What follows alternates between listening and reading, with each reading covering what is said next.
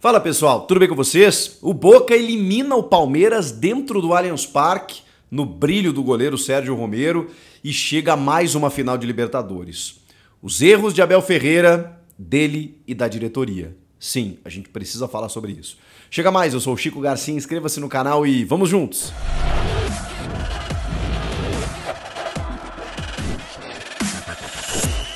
O Boca Juniors, o copeiro argentino, está na decisão da Libertadores para encarar o Fluminense. Não será uma final brasileira, 4 de novembro no Maracanã. O Fluminense, com bom apoio da sua torcida, vai jogar no seu estádio, terá pela frente um multicampeão. O grande Boca Juniors em busca da sua 7ª conquista.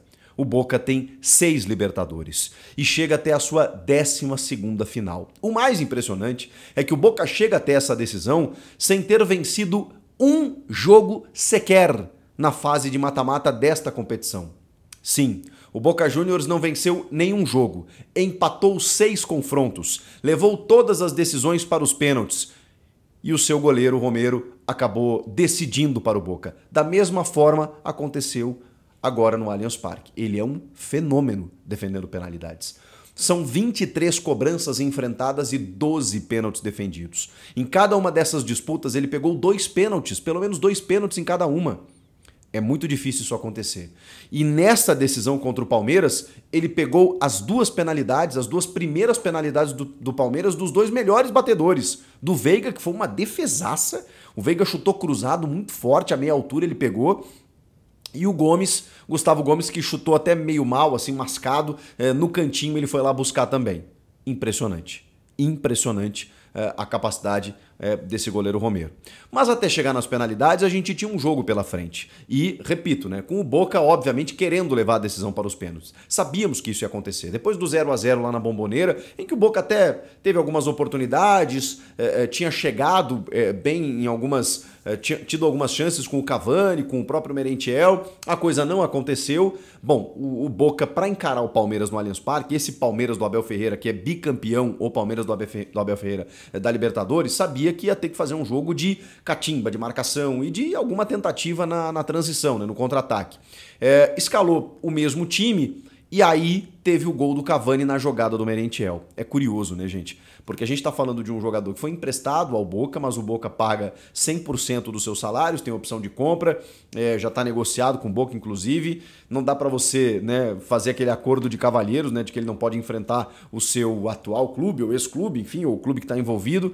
E o Merentiel foi um dos destaques, dá para dizer assim, nesses 2 jogos, inclusive, contra o Palmeiras. Nesse gol do Cavani, no primeiro tempo, ele faz uma jogada pelo lado em que ele deixa na saudade o Gustavo Gomes. O grande Gustavo Gomes, um dos melhores zagueiros que eu vi jogar na minha vida, não teve uma jornada interessante. Ele passa como quis pelo Gustavo Gomes, lá pela linha lateral, pelo lado esquerdo, faz o cruzamento, vence a defesa do Palmeiras e o Cavani acaba de carrinho empurrando a bola para a rede. O segundo gol do Cavani em 11 jogos pelo Boca. Mas ele fez o gol na hora certa, Ele abre o placar para a equipe do Boca em pleno Allianz Parque. O Edinson Cavani, uruguaio, que é um jogadoraço, mas que realmente, em números, estava deixando a desejar. Tinha apenas um golzinho até então, mas acabou deixando o segundo na jogada do Merentiel. O Palmeiras, nos últimos jogos, tem tido uma dificuldade extrema para criar, para fazer gols, para ser aquele Palmeiras impositivo que a gente conheceu sob o comando do Abel Ferreira. E aí a gente começa a entrar numa seara dos problemas, dos motivos da desclassificação, que tem a ver, obviamente, com a diretoria, que ignorou a possibilidade de contratar. E eu imagino aqui a dor do torcedor palmeirense em uma temporada em que hoje nós temos posto um Boca bem meia-boca, finalista de uma Libertadores, contra um Fluminense que ninguém imaginava, mas que chegou lá com seus méritos, e não fosse o Fluminense, seria o Internacional, que, repito, também chegaria lá com seus méritos, mas ninguém esperava.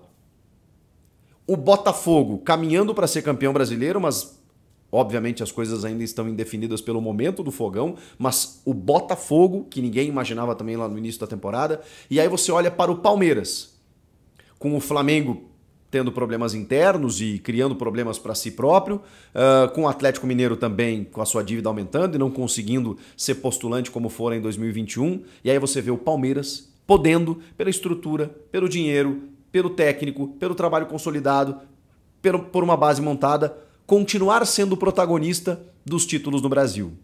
Não foi. Por conta da diretoria. Porque a diretoria ignorou que precisava contratar. Mesmo perdendo jogadores. Não quer dizer que não contratou. É claro que a diretoria contratou nos últimos anos.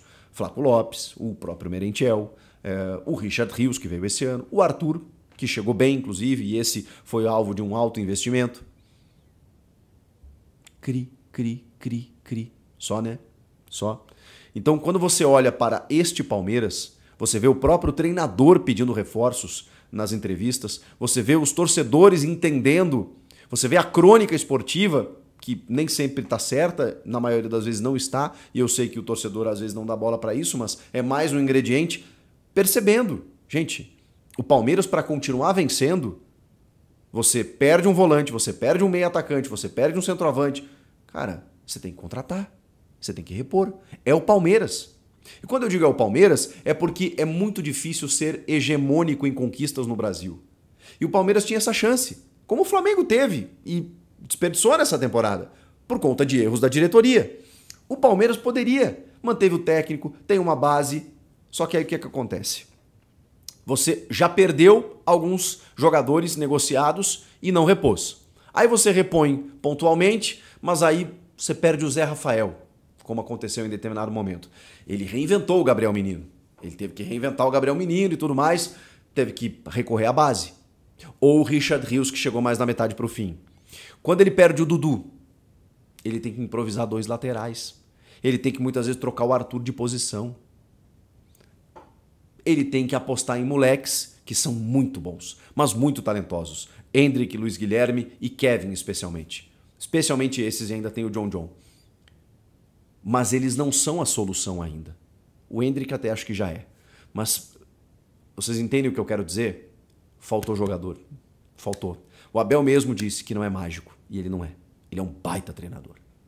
A gente vai falar depois da postura dele, do comportamento dele, mas como técnico ele é um baita técnico. Chegou no limite. Chegou no limite porque em algum momento ele precisou da casca. Ele precisou do jogador mais agudo, do jogador mais robusto para encorpar o seu elenco. E não improvisar o Mike como ponta, que em vários jogos deu conta do recado. Mas chegou um momento em que a coisa não aconteceu. Porque quando o Rafael Veiga, por exemplo, enfrenta uma dificuldade criativa, que é natural em alguns jogos, você não tem um substituto. Quando você percebe que o Rony não está fazendo gols, você não tem um substituto. Até tem, no caso, né? O Endrick. Mas se não fosse o Endrick, seria quem? E repito, bons jogadores. Luiz Guilherme, Kevin, ótimos jogadores, ótimos valores. Muito pouco, muito pouco. Porque o Palmeiras fez uma opção de não ir ao mercado. Então, você tem um erro de planejamento aí da diretoria, que de novo bate na trave de uma Libertadores, que poderia fazer o Palmeiras um tetracampeão, algo inédito no Brasil, mas não. Naquela autossuficiência de que o Abel vai dar conta do recado, de que o Palmeiras anda por si só e de que o que tem está bom, a coisa não aconteceu. Porque o futebol é assim. E aí tem os erros do treinador. Que diante da dificuldade, por isso eu faço essa ressalva, ele teria opções melhores. Mas ele escala aquilo que ele entende como melhor. E ainda, na entrevista coletiva, quando é questionado, ele vem com aquele carteiraço. Quem é que pensa o melhor para o Palmeiras? Quem é que está todos os dias com eles? Quem é que avalia no treino quem que deve ser escalado?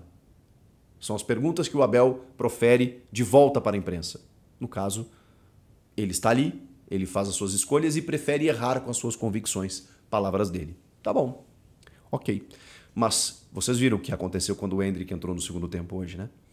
Vocês viram o que o Endrick poderia ter feito se ele tivesse entrado um pouco mais cedo na Bombonera e não faltando 1 minuto para terminar o jogo. São essas coisas que a gente questiona o Abel Ferreira e que ele não gosta. Ele não gosta que fale do Endrick. Ele não gosta que diga que os torcedores ficassem pedindo o Kevin, por exemplo, que já devia estar ocupando esse espaço há muito tempo. E que mesmo assim não tremeu numa disputa de pênaltis, com apenas 85 minutos disputados ao longo do ano, ele foi lá e cobrou uma penalidade quando os seus 2 principais batedores erraram. Por que esse moleque não teve mais oportunidade? Então, por mais dificuldades que se tenha, e aí eu estou aqui elencando, inclusive, no nível de hierarquia de responsabilidades. A diretoria, em primeiro lugar, o Abel Ferreira também tem as suas responsabilidades. E ele não pode fugir disso na entrevista, ou dizer ironicamente que ele é o responsável pela derrota, quando a gente sabe que ele não pensa dessa forma. Ele não pensa dessa maneira. Enfim, o Palmeiras mudou o jogo no segundo tempo, com as entradas do Endrick e do Kevin, especialmente. O Palmeiras ocupou mais o campo ofensivo. O Boca, que já queria levar para os pênaltis, obviamente estava muito satisfeito com 1-0, com aquele resultado, mas a blitz do Palmeiras era muito grande e algo poderia acontecer. E aí vem a expulsão, a burrice do Rojo, que já tinha dado com a trava da chuteira no rosto do Rony e dá um carrinho absolutamente inexplicável para tomar o vermelho, o segundo o amarelo, e acabar sendo expulso. Ali era natural que o Palmeiras ocupasse o campo ofensivo e no abafa conseguisse o seu empate. Conseguiu até num chute despretensioso de fora da área, numa distância muito grande do Piquerez, um chute forte que tem um desvio no meio do caminho, mas que o Romero dá uma aceitadinha. Ela vai no canto dele, ele ainda toca na bola e o Palmeiras empata. Teria muito tempo ainda, uma meia hora mais ou menos, para poder virar a partida. Mas o Palmeiras não consegue. Ocupa o campo ofensivo, tem algumas chances. O Endrick cria muitas oportunidades interessantes de ataque. O Rony tem uma bicicleta espetacular que o Romero defende embaixo. O Palmeiras chegou. Chegou e poderia ter feito o segundo gol. O Boca se segurou bem, e mesmo quando teve a bola no campo ofensivo, procurou ir para a bandeirinha do escanteio para matar tempo. O Cavani perdeu uma chance pelo lado esquerdo já cansado. O Boca não queria fazer o segundo gol. O Boca queria levar para os pênaltis. E a gente entende por quê. Porque o Romero teve 100% de classificação durante toda a competição. Ele pega 2 penalidades, o cara é um monstro. E ele pegou as 2 primeiras do Palmeiras. O Valdez acabou convertendo, depois o Valentini também converteu, né? O Kevin fez para o Palmeiras, o Figal fez para o Boca, o Piquerez, que chutou forte, porque ele foi nela também, acabou convertendo, e aí o Paul Fernandes, de volta ao Boca, acabou selando a classificação argentina para a final da Libertadores, mais uma final de Libertadores. Essa eliminação ela tem alguns nomes, e aí você pode colocar Leila Pereira, Anderson Barros e também Abel Ferreira. Jogadores que não jogaram tão bem, mas quando você precisa de recursos técnicos, você não tem. Assim, o Palmeiras acabou eliminado da Libertadores. Se volta agora para o Brasileirão, na tentativa de buscar o Botafogo, é o que sobrou, mas bem difícil, porque tem uma concorrência grande ali de outros times que estão buscando também pelo menos essa segunda colocação, que é o Red Bull Bragantino, que é o Grêmio, que é o Flamengo, enfim, vai ser bem difícil para o Palmeiras, que não tem mais nada a disputar na temporada. Um Palmeiras que precisa pensar 2024 no seguinte sentido: quero continuar ganhando títulos? Bom, então vamos abrir esse elenco aqui e perceber que há carências pontuais a serem supridas. Não dá mais para contar apenas com a base, apenas no talento do Abel, apenas com o vento levando um Palmeiras que tem uma estrutura fantástica e que tem uma base montada. Mas se você perde um jogador daquela posição e você não tem reposição, acabou. A temporada é longa, competitiva, difícil e você precisa ter elenco. E se tem alguém que pode ter elenco no Brasil, uma dessas equipes é o Palmeiras. O Palmeiras viu o ano passar, o bonde passar, e tá vendo uma final entre Fluminense e um Boca meia boca, e tá vendo o Botafogo ser campeão brasileiro. Dá para mudar isso ainda esse ano? Acho difícil, mas ainda dá pro ano que vem. O que vocês acharam de tudo isso? Comentem aqui, inscreva-se no canal e eu volto na próxima. Tchau!